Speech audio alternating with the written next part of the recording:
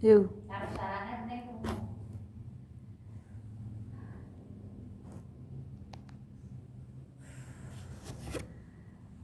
Assalamualaikum warahmatullahi wabarakatuh. Waalaikumsalam warahmatullahi wabarakatuh.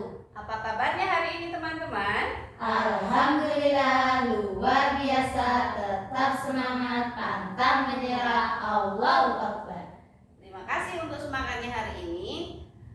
Terima kasih juga teman-teman sudah meluangkan waktu untuk menghadiri pengimbasan modul budaya positif. Karena teman-teman ada yang tahu modul budaya positif itu seperti apa?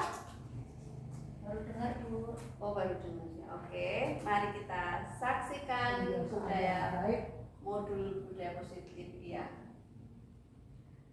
Yang pertama kita sampaikan adalah disiplin positif.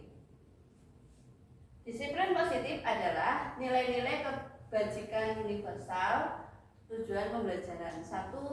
Peserta dapat menjelaskan makna kontrol dari paparan teori kontrol dari William Glasser serta miskonsepsi yang terjadi di kehidupan sehari-hari, serta dapat menjelaskan perubahan paradigma stimulus respon pada teori kontrol.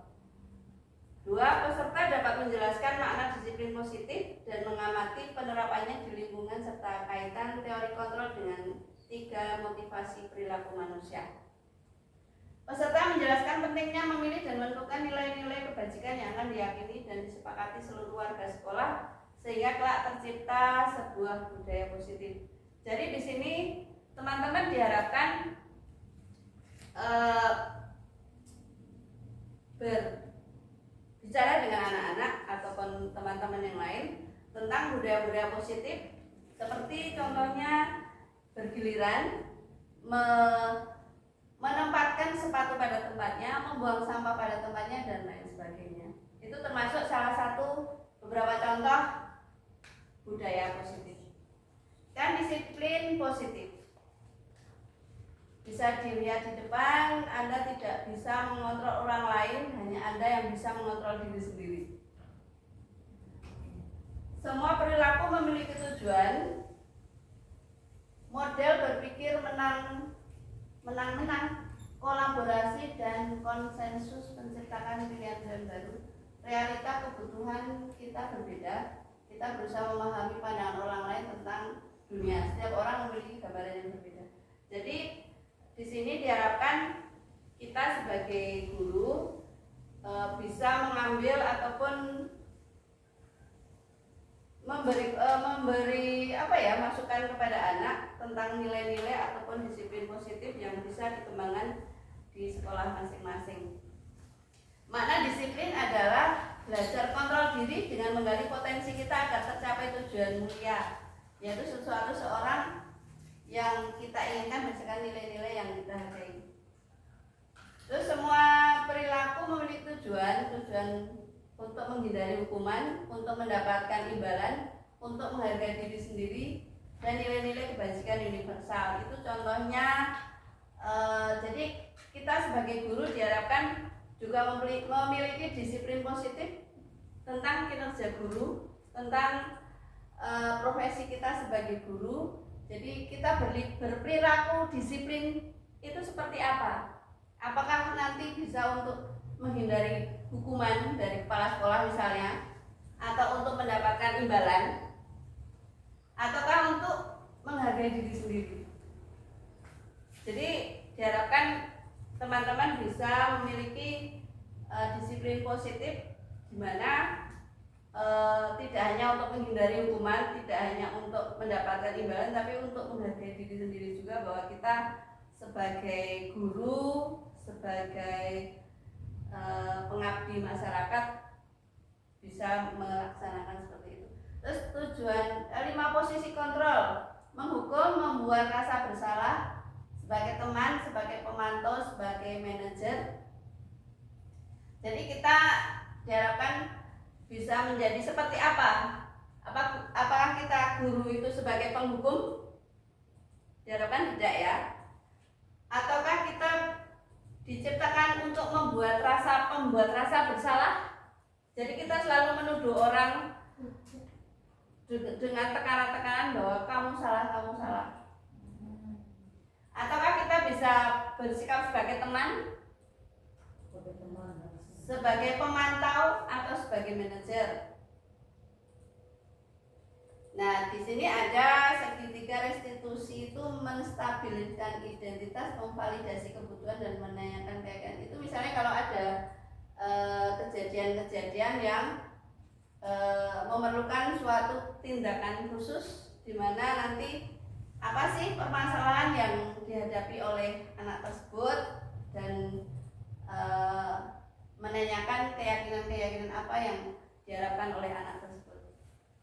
Terus kebutuhan dasar manusia itu ada beberapa: untuk bertahan hidup, penguasaan, kasih sayang dan rasa diterima, kesenangan dan kebebasan. Itu adalah 5 kebutuhan dasar manusia. Boleh lanjut? Sekarang cobalah tangan Anda mengepal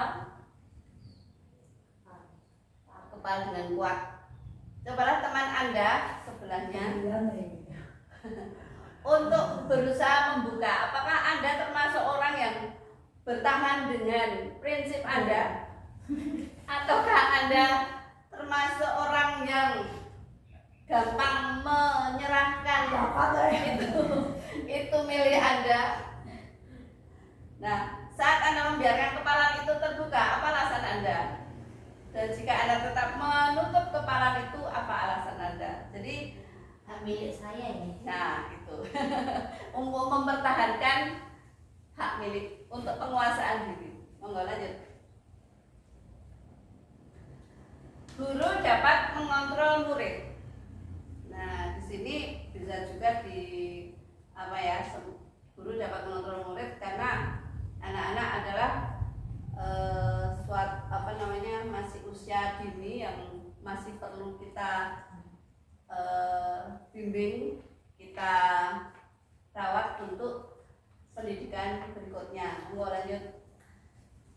Semua penguatan positif bermanfaat. Jadi semua yang kita sampaikan yang itu bermakna positif akan bermanfaat bagi kehidupan anak berikutnya. Monggo lanjut. Orang dewasa berhak untuk memaksa.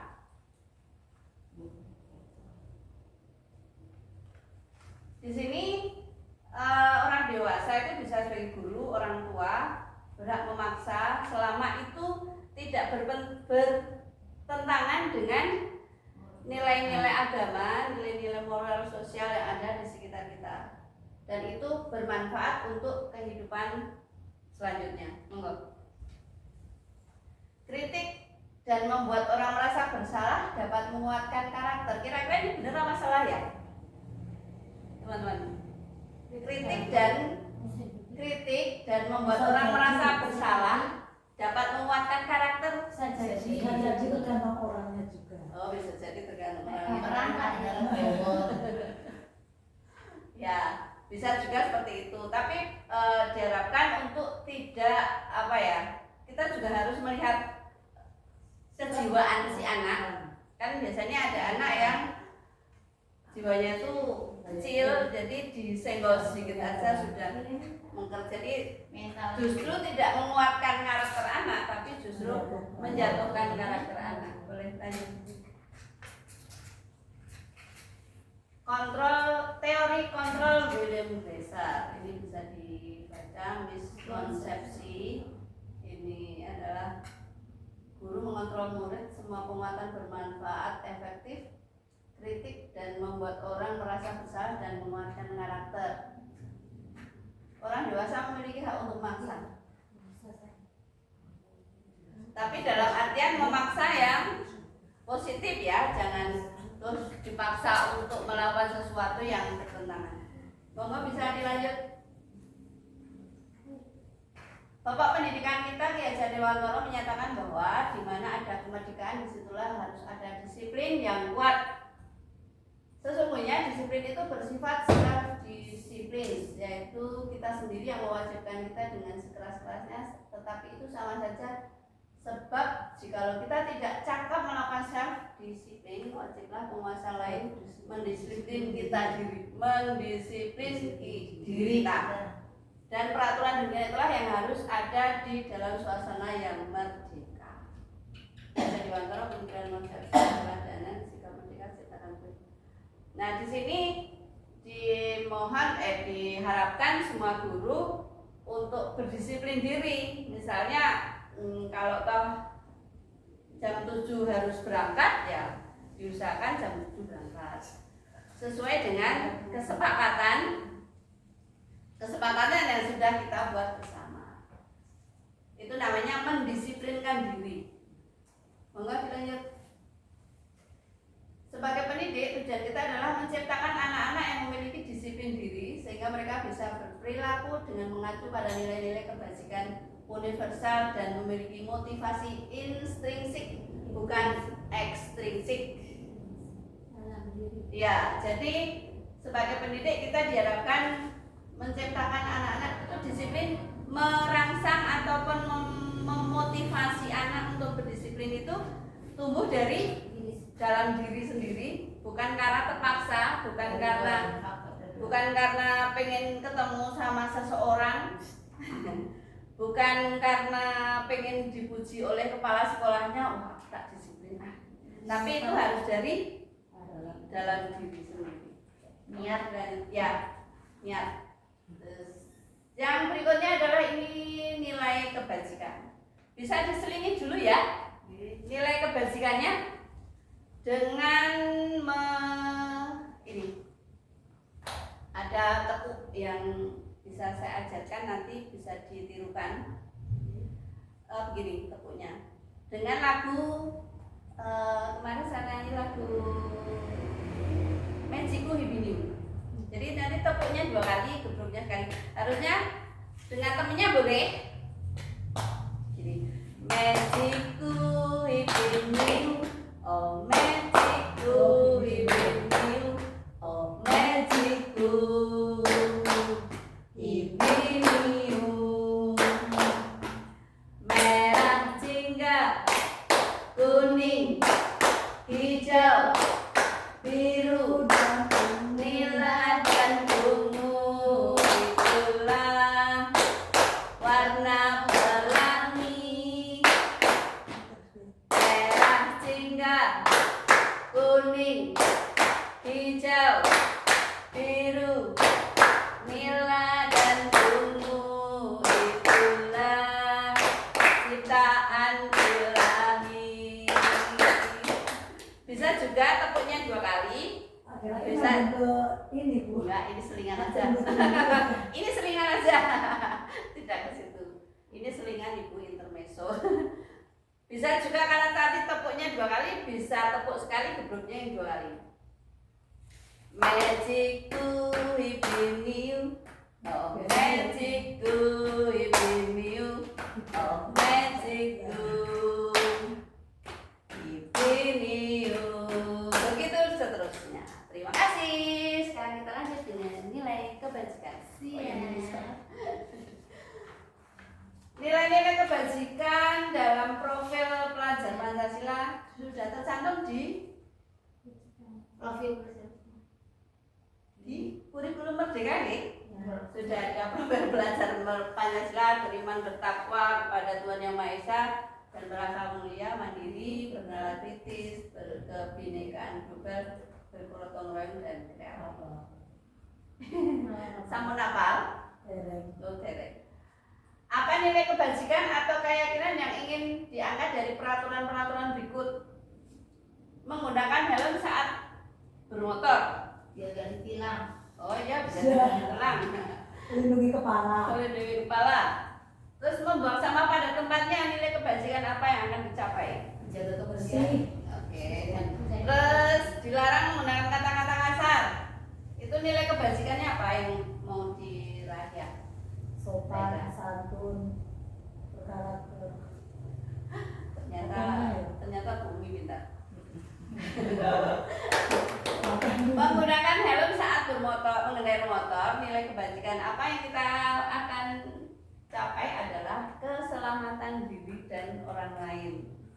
Jadi apa ya? Itu kalimatnya betul. Lebih panjang kali. Keselamatan diri dan orang lain, karena hanya diri kita yang selamat, tapi juga bisa orang lain. Membuang sampah pada tempatnya adalah nilai kebajikan yang akan kita sampaikan adalah menjaga kebersihan. Terus dilarang menggunakan kata-kata kasar adalah selalu bersikap positif dan hormat. Jadi dengan kata-kata yang lebih halus, dengan kata-kata yang tidak kasar, itu akan menimbulkan sikap positif dan hormat pada orang lain, ataupun orang lain akan menghormati kita. Monggo dilanjut. Nah itu contohnya. Teori motivasi hukuman dan penghargaan. Selanjutnya teori motivasi hukuman dan penghargaan restitusi. Tujuan pembelajaran. Peserta dapat menjelaskan dan menganalisa teori motivasi dan motivasi instruksi yang dituju serta menerapkan dalam kehidupan sehari-hari di lingkungan. 2. Peserta dapat menjelaskan konsep hukuman dan penghargaan dan konsep pendekatan restitusi. C. Peserta dapat melakukan pengamatan dan peninjauan atas praktik penerapan konsep-konsep tersebut di lingkungan sendiri. Diharapkan dengan motivasi, hukuman, penghargaan, dan restitusi akan menciptakan suatu pembelajaran yang menyenangkan, positif, dan menghasilkan hasil yang maksimal dan positif. Monggo dilanjut. Pernahkah melakukan ini? Pernah. Teman-teman pernah melakukan ini? Datang ke sekolah tepat waktu agar tidak dihukum? Pernah. Melakukan perintah guru untuk mendapatkan pujian? Melakukan kebaikan untuk mendapatkan saku? Tidak. Oh, mendapatkan saku, mendapatkan Bisa jadi saku. yang ketiga. Oh, bisa.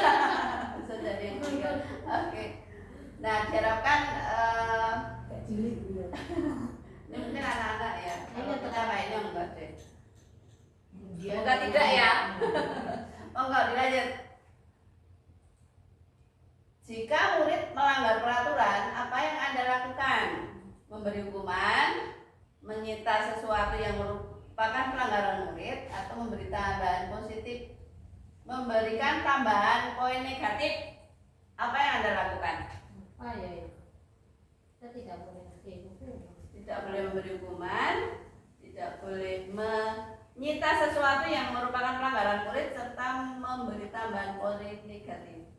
Apa yang perlu dilakukan? Ayo. Meminta sesuatu. Yang ketiga. Itu yang bukan kita.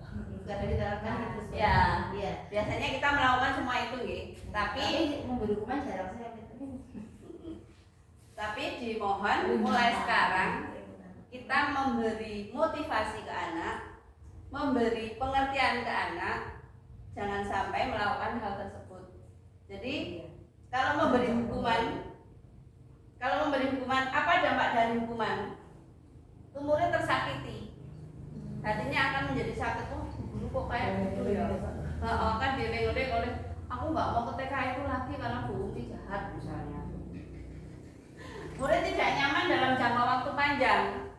Jadi dia tidak akan merasa nyaman di sekolah karena pernah dihukum sama gurunya. Perilaku pasif agresif meningkat. Jadi dia akan menjadi pendiam dan agresifnya meningkat. Jadi dia akan menjadi seorang anak yang selalu protes dan tidak nurut dengan perintah guru. Murid menjadi takut dan sistem tidak akan berjalan. Jadi murid menjadi takut dan pembelajaran tidak akan berjalan dengan baik. Terus murid menyembunyikan kesalahan. diam saja berarti kalau dia mau kesalahan. Ya, karena dia merasa bersalah. Atau misalnya suatu saat dia melakukan kesalahan, dia akan diam saja. Dia akan menyembunyikan kesalahan supaya tidak dihukum. Murid marah karena merasa tidak bersalah, rendah diri. Nah, karena kita itu kadang menghukum anak, itu kadang kita belum tahu salahnya itu apa, tapi wis menghukum dulu, sudah dijudge dulu. Kamu anak nakal, kamu anak yang bandel misalnya seperti itu. Padahal sebenarnya mungkin anak itu punya alasan tertentu, punya alasan apa ya kok dia itu melakukan seperti itu. Nah, itulah yang harus kita gali, yang harus kita cari apa sih penyebabnya kok anak ini menjadi melakukan kesalahan ataupun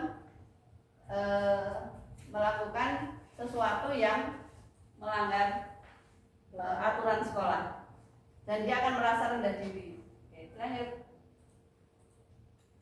Nah, tindakan guru ini biasanya ada beberapa tindakan guru untuk mengambil hukuman ya. Ini termasuk hukuman atau konsekuensi. Misalnya mencatat 100 kali di dalam buku kalimat, saya tidak akan terlambat lagi karena terlambat sekolah. Maka itu konsekuensi apa hukuman ya? Konsekuensi.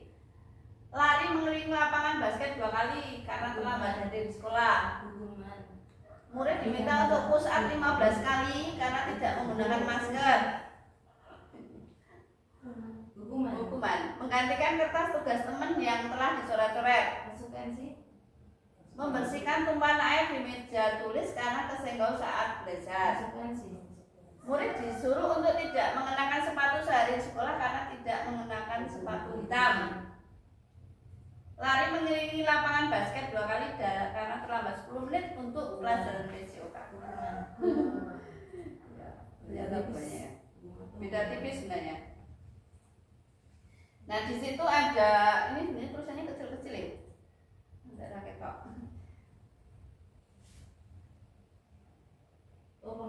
Konsekuensi itu sesuatu harus terjadi, restitusi merupakan pilihan. Nah, itu. Dalam menjalankan peraturan atau kenaikan kelas, bila mana ada suatu pelanggaran, tentunya suatu harus terjadi.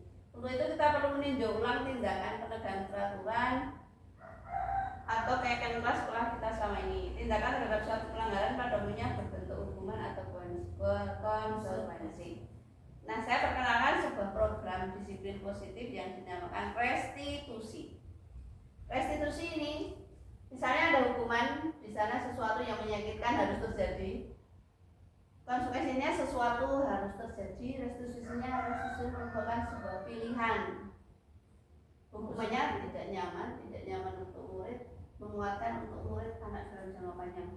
Jadi pada intinya kita dikurangi untuk memberikan hukuman pada anak, tapi kita harus memberi masukan, memberi solusi, memberi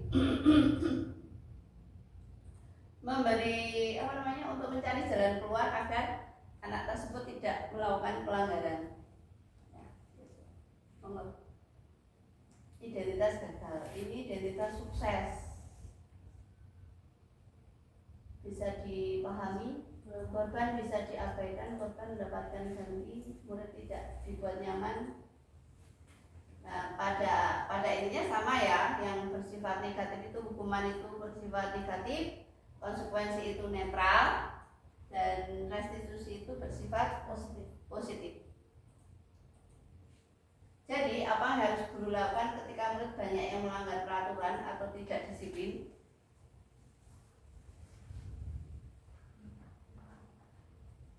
Terus lanjut aja. Ini untuk yang, nah ini keyakinan kelas. Sama ya tugas ini ya, keyakinan kelas serta menjelaskan proses menentukan.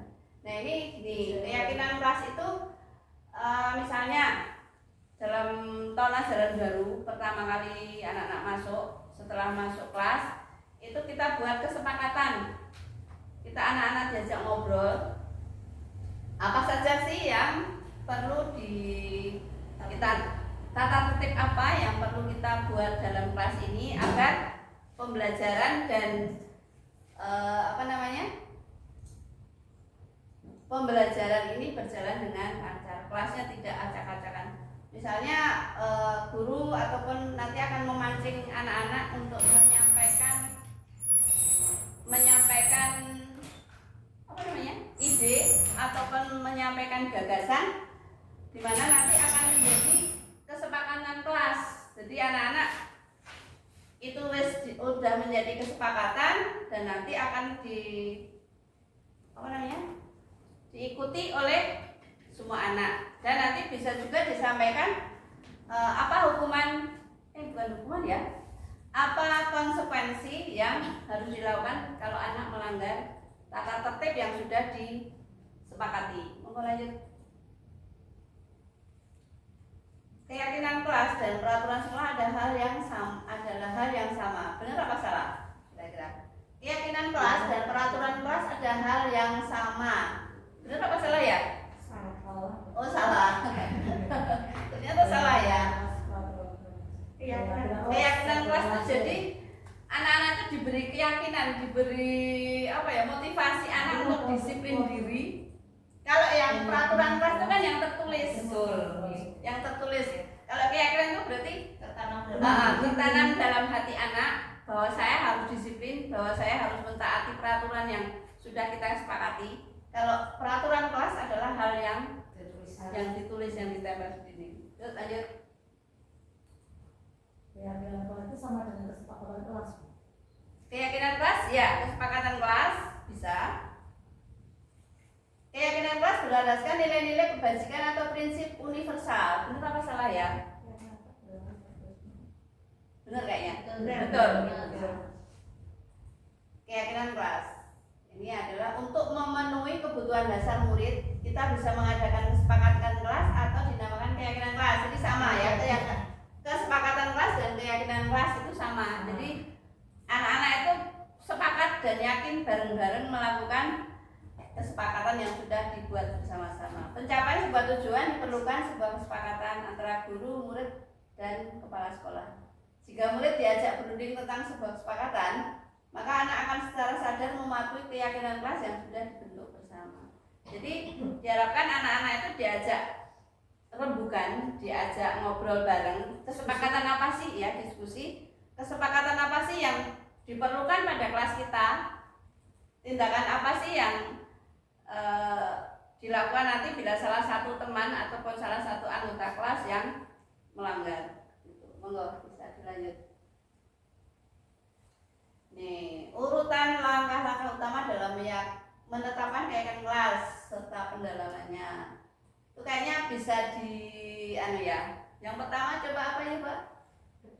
Berdiskusi mengenai gambaran perilaku yang mencerminkan keyakinan kelas. Yang pertama adalah berdiskusi tentang peran seluruh warga kelas. Kalau misalnya lebih besar ya nanti warga sekolah. Karena ini kelas ya, katakannya ada peran seluruh kelas. Jadi di kelas itu ada murid, ada guru di situ. Terus yang kedua apa ya lanjutannya? Mengubah peraturan-peraturan menjadikan hal yang positif. Yuk. Apa? Ini tidak tertarik. Hal yang positif kalau Ini ada ini. Yang kedua adalah mengubah peraturan-peraturan menjadi kalimat yang positif. Jadi kalimat-kalimat positif yang pertama tadi memunculkan ini dulu ya. Berdiskusi memunculkan peraturan-peraturan yang perlu ditaati itu apa saja. Misalnya mainan harus dikembalikan pada tempatnya, terus misalnya sandal harus pada tempatnya, membuang sampah pada tempatnya. Terus yang kedua mengubah peraturan-peraturan kalimat menjadi yang lebih positif. Jadi diharapkan ada misalnya kata jangan itu bisa dirubah dengan sebaiknya, terus Lebih baik. ya lebih baik gitu. Kata-kata yang positif. Terus yang ketiga adalah menyarikan peraturan-peraturan menjadi nilai-nilai kebajikan. Misalnya tadi peraturannya ini yang ketiga ya, menyarikan peraturan misalnya membuang sampah pada tempatnya. Itu misalnya menjaga kebersihan, terus nilai kebajikannya itu kan menjaga kebersihan kelas, menjaga kerapian. Itu disarikan. Tapi mungkin nanti belum ditulis ya. Kalau yang ditulis nanti yang terakhir yang peraturan positif. Yang keempat, berdiskusi mengenai gambaran perilaku yang mencerminkan keyakinan kelas. Itu kira-kira mungkin ada yang bisa yang ada yang bisa apa namanya memberi masukan, berdiskusi mengenai gambaran perilaku yang mencerminkan keyakinan kelas gimana Bu? Teman-teman. Kalau bicara tidak berteriak gitu. Tidak berteriak. Diskusi. Berdiskusi. Ngobrol gitu loh. Iya. Kalau ngomong di kelas bagaimana? Ya itu memang kata sepakatnya. Iya. Itu memang sebaiknya kita apa ya namanya betul-betul ngobrol dengan anak, betul-betul meyakinkan anak bahwa peraturan-peraturan dan yang kita buat ini untuk kita semuanya. Yang kelima adalah berdiskusi mengenai peran seluruh warga kelas. Jadi mungkin bisa diciptakan siapa sih kepala kelas, maksudnya apa namanya? Ketua kelas ya Mas. Ketua kelas nanti bisa membantu guru dalam melaksanakan peraturan-peraturan ataupun bisa membantu menjaga kebersihan kelas. Yang terakhir meninjau ulang keyakinan kelas dari waktu-waktu. Jadi keyakinan kelas ataupun peraturan kelas itu bisa ditinjau ulang kalau misalnya itu tidak pas ataupun sudah tidak sesuai dengan kondisi anak. Monggo bisa dilanjut.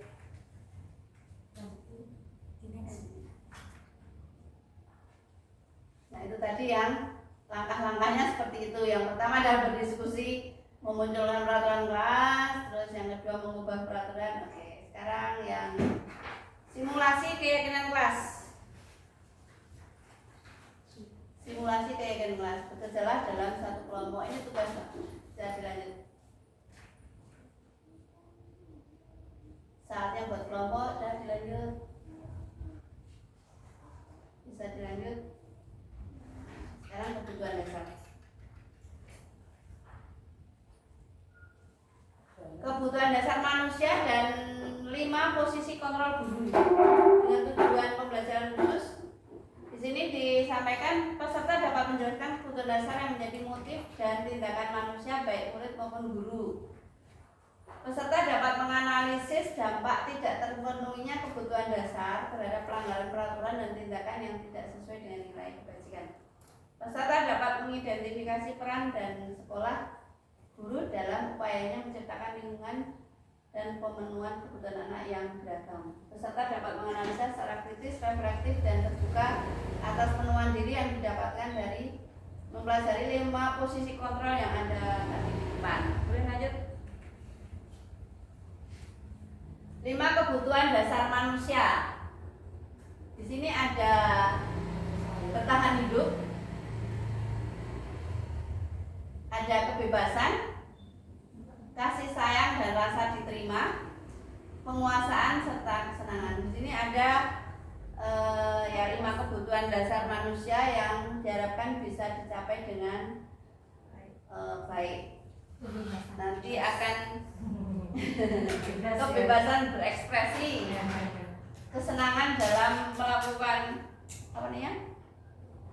Kesenangan dalam melakukan hobinya, untuk bertahan hidup, kasih sayang dan rasa diterima, penguasaan. Oke, bisa dilanjut. Seluruh tindakan manusia memiliki tujuan tertentu. Semua yang kita lakukan adalah usaha terbaik untuk kita mendapatkan apa yang kita inginkan. Bisa dilanjutkan ya. Kita oke, 5 posisi kontrol. Cepat aja tinggal 10 menit. 5 posisi kontrol. Nah, kok gelap? Kok jadi merah ya, Pak? Dian Gosen dalam bukunya Restructuring School Discipline mengumumkan bahwa guru perlu meninjau kembali penerapan disiplin di dalam ruang-ruang kelas mereka selama ini. Apakah telah efektif? Apakah berpusat, memerdekakan, dan memandirikan murid? Bagaimana dan mengapa? Jadi memang perlu sekali tempo, sekali waktu, peraturan-peraturan ataupun kesepakatan-kesepakatan dan keyakinan kelas itu bisa ditinjau ulang seperti yang tadi. Oke, bisa dilanjut. Ini ada posisi kontrol ini. Ada penghukum, ada pembuat orang merasa bersalah sebagai teman sebagai pemantau atau sebagai manajer. Ini monggo teman-teman mau memposisikan yang mana untuk menjadikan ataupun menciptakan suasana belajar yang menyenangkan, memerdekakan anak serta membuat pembelajaran berjalan dengan lancar. Ini anak sebagai penghubung. Sebagai penghubung itu menghadik, menunjuk kamu nakal gitu. Menyakiti itu dengan cara menjiwit, menendang, memukul, menyindir gitu. Kalau kamu tidak melakukan, awas kamu rasakan. Nah, itu termasuk penghukum. Memberontak, menyalahkan orang lain. Murid meletakkan guru di luar dunia berkualitas. Itu murid meletakkan guru di luar dunia berkualitas. Kaitan pada dunia berkualitas. Biarkan saja, nanti juga marah-marah lagi. Jadi kalau gurunya itu menjadi seorang penghukum, nanti anak-anaknya itu akan menjadi kayak seperti itu ya, mengulangi kesalahan. Lama-lama kebal dimarahin. Oh ya betul.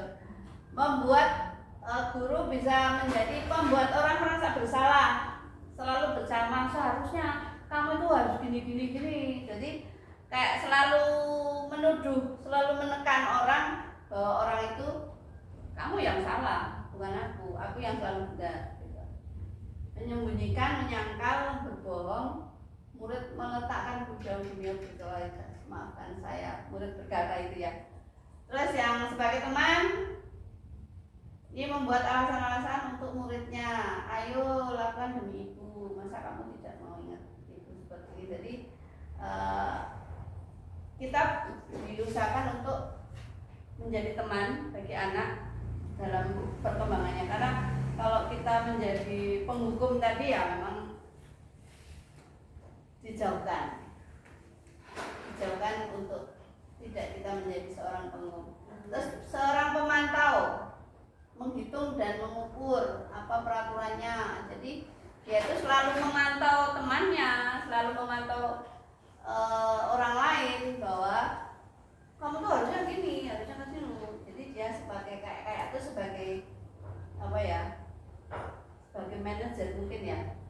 Ini yang sebagai manajer mengajukan pertanyaan-pertanyaan. Nah ini misalnya ada anak ataupun guru yang melakukan pelanggaran, itu bisa dicari apa sih yang menyebabkan kamu itu menjadi seperti ini, solusinya apa sih yang bisa kamu tempuh untuk menyelesaikan masalah yang kamu hadapi. Jadi diharapkan guru menjadi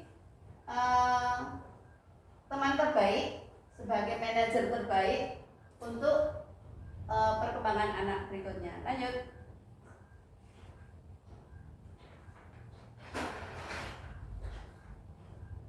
Mari berlatih pada posisi 5 kontrol. Jadi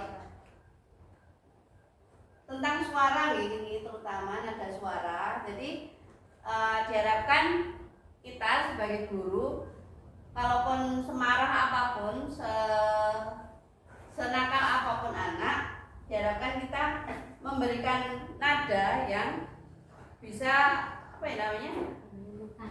meluluhkan ataupun memberi nada yang menyejukkan bagi anak. Jadi anak itu bukan malah merasa takut, waduh bu guru kok galak ya. Nah, saya tuh jadi takut sama Bu Yeni, saya jadi takut karena suka berteriak-teriak. Oh iya, guru itu galak. Nah, apa itu yang benar? Apa yang kamu lakukan? Itu adalah restitusi. Restitusi adalah dapat menerapkan disiplin restitusi di posisi manajer, minimal pemantau agar dapat menghasilkan murid yang bertanggung jawab, mandiri dan merdeka. Jadi tadi diharapkan kita di posisi manajer teman-teman, minimal pemantau agar dapat menghasilkan murid yang bertanggung jawab, mandiri dan merdeka. Peserta menjelaskan restitusi sebagai salah satu cara untuk menanamkan disiplin positif pada murid sebagai bagian dari budaya positif di sekolah. Peserta dapat menerapkan restitusi dalam membimbing murid berdisiplin positif agar menjadi murid yang merdeka. Peserta dapat menganalisis dengan sikap reflektif dan kritis penerapan disiplin positif di lingkungannya. Peserta dapat menstimulasi penerapan seketika restitusi dengan berbagai kasus. Lanjut. Apa sih disiplin itu? Disiplina dari bahasa Latin berarti mengajar. Discipulus bahasa Latin berarti murid. Disciples bahasa Inggris berarti murid. Restitusi adalah proses menciptakan kondisi bagi murid untuk memperbaiki kesalahan mereka sehingga mereka bisa kembali pada kelompok mereka dengan karakter yang lebih kuat. Restitusi adalah proses kolaboratif yang mengajarkan murid untuk mencari solusi untuk masalah dan membantu murid berpikir tentang orang seperti apa sih yang mereka inginkan dan bagaimana mereka harus memperlakukan orang lain. Jadi restitusi itu termasuk kayak mungkin kita jarakan sebagai guru BK nih, bimbingan konseling. Jadi anak itu jangan disalahkan, jangan dimarahi, jangan dibentak dan jangan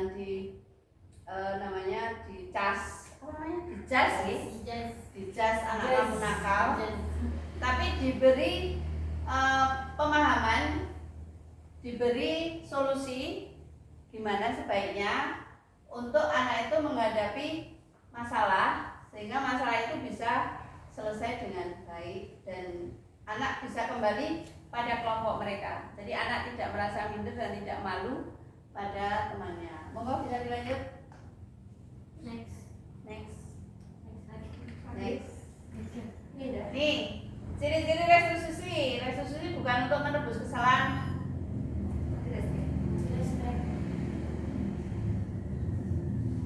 Enggak sampai selesai. Enggak langsung di garis aja. Belum dipakai. Enggak apa-apa, kan HP saya enggak Oh, benar. Jangan bacakan. Nih, kok itu dikat ya?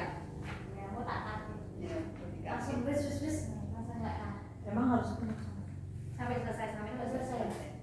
Restitusi bukan menebus kesalahan, namun untuk belajar dari kesalahan. Restitusi membagi hubungan. Restitusi adalah tawaran, bukan paksaan. Restitusi menuntut untuk melihat ke arah dalam diri. Restitusi mencari kebutuhan dasar yang mendasari tindakan. Restitusi fokus pada karakter, bukan tindakan. Restitusi menguatkan. Restitusi fokus pada solusi.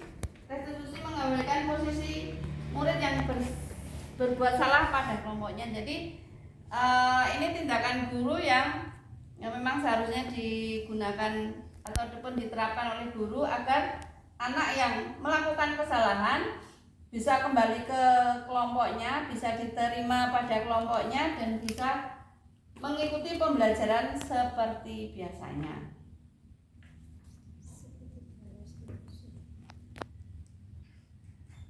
Untuk segitiga restitusi, di situ ada keyakinan kelas atau yang telah dapat lewati. Kamu tidak menjadi orang yang seperti apa. Nah, segitiga restitusi itu adalah menanyakan keyakinannya, menstabilkan identitas dan memvalidasi tindakan yang salah. Jadi setelah diadakan validasi, setelah menstabilkan identitas anak, menanyakan keyakinan apa, itu disitulah tindakan apa yang harus diambil oleh guru. Itu nggih. Restitusi diri. Restitusi diri, murid belajar untuk mengubah kebiasaan dan kecenderungan untuk mengomentari orang lain menjadi mengomentari diri sendiri. Jadi kita tidak diharapkan untuk tidak mencari kesalahan orang lain, tapi monggo untuk introspeksi diri ataupun mawas diri dengan kesalahan yang pernah kita buat. Terus disiplin positif